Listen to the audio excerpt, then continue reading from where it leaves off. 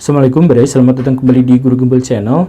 Ketika sebuah negara atau masyarakat itu menjadi miskin, itu tidak terjadi gara-gara dia menjadi korban dari elit global, tetapi itu terjadi gara-gara ada beberapa kebiasaan buruk yang justru malah dilestarikan dalam sebuah tradisi.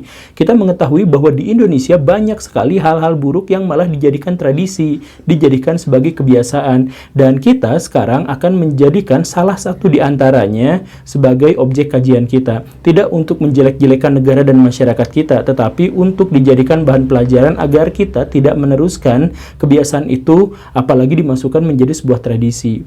Ayo kita mulai.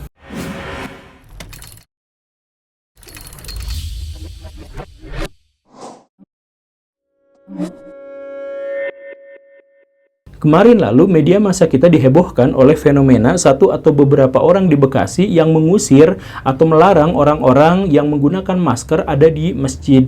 Kata dia adalah karena masjid itu tempat yang suci, tempat yang pasti tidak akan ada coronanya. Karena itu, maka siapapun yang masuk ke dalam masjid itu tidak boleh menggunakan masker, karena menggunakan masker bisa saja menyebabkan dia sholatnya tidak sah. Pernyataan dan perilaku dia itu sesungguhnya adalah pelanggaran berat. Pelanggaran karena dia melanggar peraturan pemerintah dan pelanggaran karena dia melanggar protokol kesehatan. Tetapi dia juga menistakan agama Islam karena dia membuat teori-teori sendiri, kemudian melarang orang lain untuk beribadah di masjid karena teori-teorinya itu. Nah, jadi sebenarnya ini udah parah sekali. Tetapi walaupun dia sudah menistakan baik pemerintah maupun agama Islam, alhamdulillah dia malah dinobatkan sebagai duta bagi protokol kesehatan di daerah tempat dia tinggal.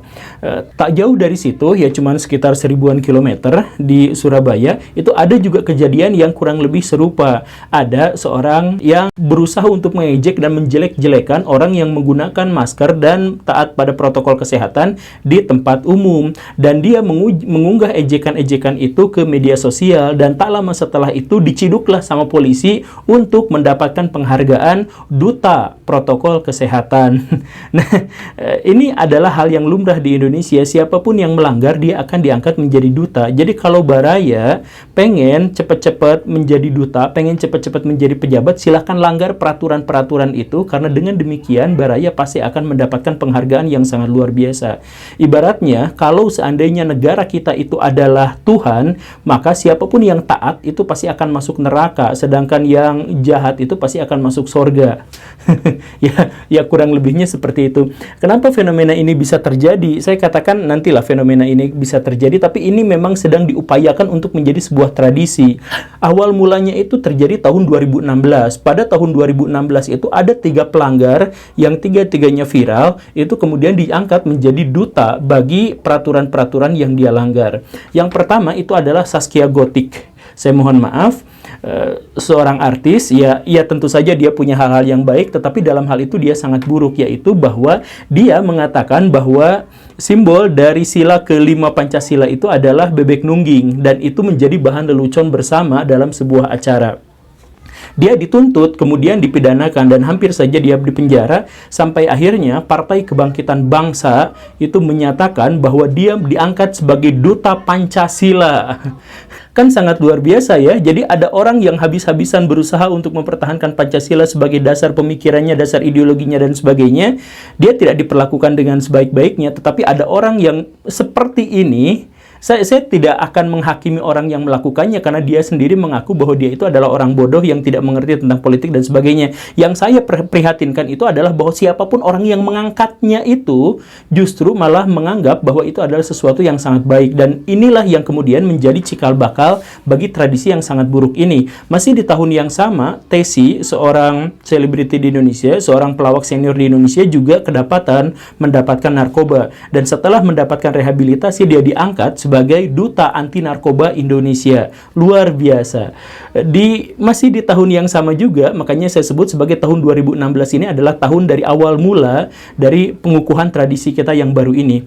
Sonia Depari, seorang pelajar alay. dia ketika lulus dari SMA, dia coret-coret bajunya, konvoi kemana-mana. Ketika dia konvoi, dia tentu saja tidak mengindahkan aturan-aturan keselamatan berlalu lintas. Dan ketika dia ditahan oleh polisi, kemudian ditegur, dia marahnya luar biasa. Menjelek-jelekan polisi yang menangkapnya dan menyatakan dirinya sebagai anak dari seorang perwira kepolisian yang jabatannya sangat tinggi. Dia marah-marah nggak jelas, padahal dia sendirinya yang alay. Dan luar biasanya adalah setelah dia menghina polisi, setelah dia berbohong mengatasnamakan perwira polisi, setelah dia melanggar aturan lalu lintas, dan setelah dia konvoi jalan-jalan pakai baju yang dicoret-coret itu, dia kemudian mendapatkan pengakuan dan penghargaan sebagai duta anti narkoba dari gereja-gereja reformis se-Medan. Luar biasa. Kalangan agama, organisasi agama mengangkat orang dengan perilaku yang seperti ini, dan mereka mengabaikan orang-orang yang berjuang habis-habisan benar-benar untuk memberantas narkoba. Betapa anehnya negara ini, betapa lucunya negara ini. Dan sejak tahun 2016 itulah tradisi kita untuk mengangkat orang-orang bahlul sebagai duta-duta dari apa yang dia langgar itu terjadi. Tahun 2017, sekelompok pemuda itu manjat Gunung Rinjani. Di sana mereka mengambil bunga-bunga Edelweiss, padahal bunga itu berstatus dilindungi oleh negara sehingga tidak boleh dicabut. Dengan demikian, dia seharusnya mendapatkan hukuman karena dia mengambil flora-flora yang dilindungi oleh negara. Tetapi dia memang dihukum. Hukumannya adalah mendapatkan duta sebagai duta Edelweiss di Indonesia. Hebat. Jadi gini, kalau Baraya pengen mau jadi pejabat, siksa aja pejabat. Nah, nanti Baraya akan diangkat jadi pejabat. Di Indonesia tuh aturannya memang seperti itu. Dan aturan-aturan semacam itu akan dilestarikan di kemudian hari sebagai sebuah tradisi. Di 2018 kita masuk ya, ada seorang selebriti di Indonesia, Dewi Persik, bersama suaminya, dia masuk ke Jalan Transjakarta. Di situ tentu saja dia mendapatkan teguran oleh polisi, ditahan, malah dia marah-marah sama suaminya, dia marah-marah ke polisi, begini terjadi perdebatan, terjadi apa dan sebagainya, dan tak lama setelah itu dia diangkat menjadi duta kepatuhan berlalu lintas. Siapa yang mengangkatnya pada waktu itu? Sandiaga Uno, wakil gubernur Jakarta kala itu. Jadi kan lucu. Jadi Baraya silakan melanggar peraturan pemerintah, silakan Baraya ugal-ugalan di jalan dan sebagainya. Kalau Baraya berhasil viral, insya Allah Baraya akan diangkat menjadi duta. Bahkan mungkin juga bisa jadi duta besar. Duta besar ditempatkan di planet mana gitu ya, semoga itu. Dan ini masih berlanjut. Kemudian tahun 2020 kita kenal Pak Ade Londok, orang Bandung. Dia berkata-kata kasar, dan kata-kata kasarnya itu kemudian viral, dan akhirnya banyak orang yang mengikuti kata-kata kasarnya itu karena memang viral. Dan tak lama setelah itu dia diangkat oleh Pak Ridwan Kamil sebagai duta bagi perkembangan UKM. Dan kemarin ini, di tahun ini juga ada kejadian yang sama juga, yaitu ada seorang laki-laki yang mengendarai motor dengan cara yang sangat ugal-ugalan, freestyle, tapi membahayakan pengguna jalan yang lain. Dan ketika dia diviralkan, dia ditangkap oleh polisi dan dijadikan sebagai duta bagi safety ride. Ditambah dia mendapatkan 1 unit motor gratis. Jadi silahkan Baraya viralkan kejahatan Baraya, insya Allah Baraya akan mendapatkan rezeki. Selama Baraya hidup di negara yang korup, Baraya pasti akan mendapatkan penghargaan yang luar biasa kalau Baraya melakukan hal-hal yang jahat. Kita mengetahui ada banyak sekali pelawak-pelawak di Indonesia atau artis-artis di Indonesia yang dia muncul, dia menjadi fenomena, dan sampai sekarang dia mendapatkan job banyak, itu bukan gara-gara prestasinya. Bukan karena gara-gara dia hebat, karena dia lucu, karena dia apa, bukan gara-gara itu, tetapi karena dia sebelumnya punya kasus-kasus yang mempermalukan dirinya sendiri, dan punya kasus-kasus yang membuat malu bangsa ini. Tetapi mereka kemudian diviralkan. Atau kita juga bisa mengetahui soal kalangan beragama misalkan. Orang yang mondok berpuluh-puluh tahun di pesantren itu susah sekali untuk menjadi ulama. Tetapi ada orang-orang yang baru tadi pagi dia masuk Islam, kemudian dia melakukan ujaran kebencian pada orang lain, dia menghujat pada orang lain, dia menistakan agamanya sendiri, dia menginjak-injak syariat agamanya sendiri, dan dia diangkat menjadi ulama besar, pengikutnya ratusan ribu bahkan jutaan. Di Indonesia fenomena seperti itu adalah hal yang biasa. Maka kalau Baraya orang Indonesia, kemudian Baraya pengen eksis secepatnya dan pengen dapat job sebanyak-banyaknya, lakukan kejahatan sejahat-jahatnya buat itu menjadi viral. Karena apa? Karena masyarakat Indonesia itu adalah sakit. Jadi kalau Baraya melakukan hal-hal yang sakit, masyarakat yang sakit itu akan mengangkat Baraya sebagai pemimpinan dari orang-orang yang sakit. Nah, tapi kenapa sih harus gini-gini teuing gitu? Kenapa kita teh harus bener-bener seperti ini? Ya, saya menemukan setidaknya ada dua alasan. Kenapa orang-orang yang jahat itu, orang-orang yang melanggar itu malah dia jadikan sebagai duta. Yang pertama itu terjelaskan dengan pengalaman saya waktu saya SMP. Jadi waktu saya SMP tuh, saya punya temen cabul.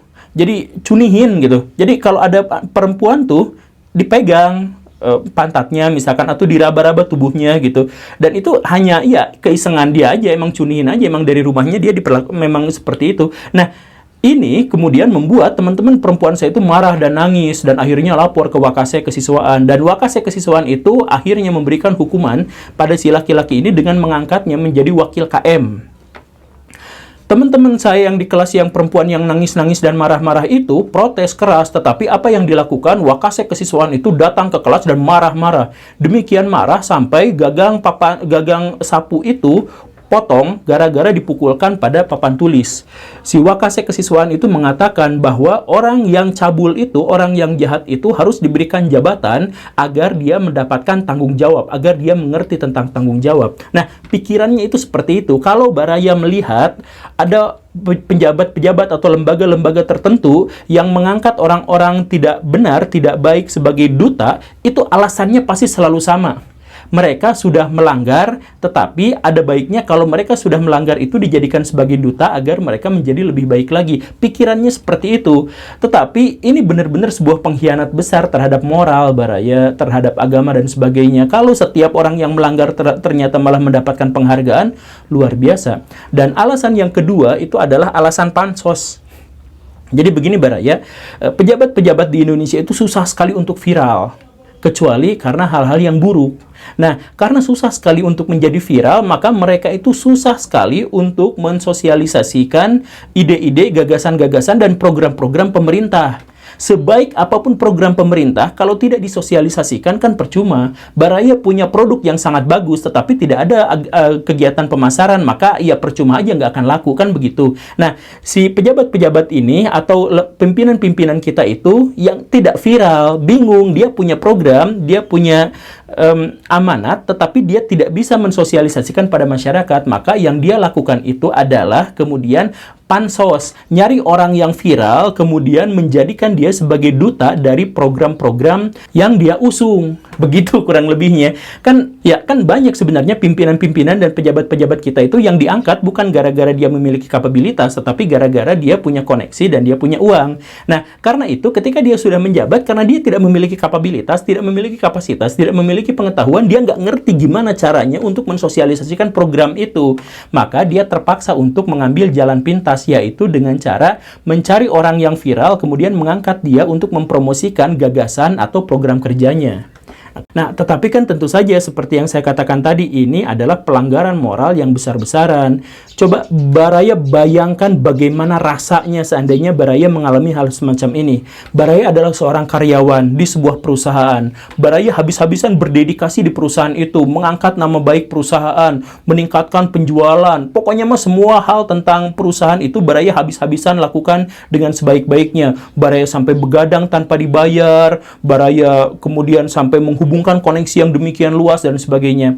Dan akhirnya ketika ada di akhir tahun pembagian penghargaan untuk karyawan terbaik tahun ini, ternyata pembagian itu diserahkan kepada karyawan yang bolos terus, yang malas bekerja, yang kegiatan-kegiatannya malah menjauhkan perusahaan dari customer, dari klien dan sebagainya, yang dia tidak bisa berhubungan baik dengan karyawan-karyawan yang lain, bahkan membuat ulah.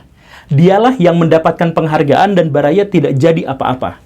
Bayangkan apa yang terjadi pada perusahaan itu dan bayangkan apa yang Baraya alami pada waktu itu. Baraya akan jatuh dan tidak mau lagi bekerja sebaik-baiknya. Dan orang-orang yang tidak becus malah termotivasi untuk melakukan hal yang sama. Dan itulah yang terjadi di Indonesia. Sejak tahun 2016, kita mensosialisasikan, mengkampanyekan sebuah tradisi baru. Bahwa siapapun yang melanggar, selama dia viral, maka dia akan diangkat menjadi duta kata, siapapun ulama yang menghujat agamanya sendiri, maka dia akan mendapatkan pengikut yang sangat banyak. Siapapun orang yang tidak becus, ngelucu, dan sebagainya, tapi dia punya kasus, maka dia akan menjadi artis. Biar apa? Menjadi terkenal, mendapatkan banyak job, dan lain sebagainya.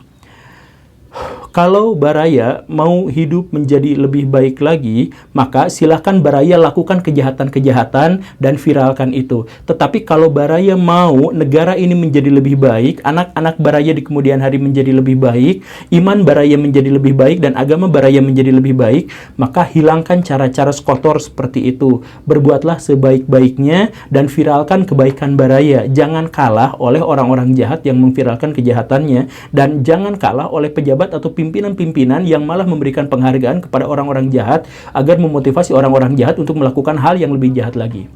Terima kasih karena sudah menyimak. Saya Guru Gembul pamit. Assalamualaikum warahmatullahi wabarakatuh.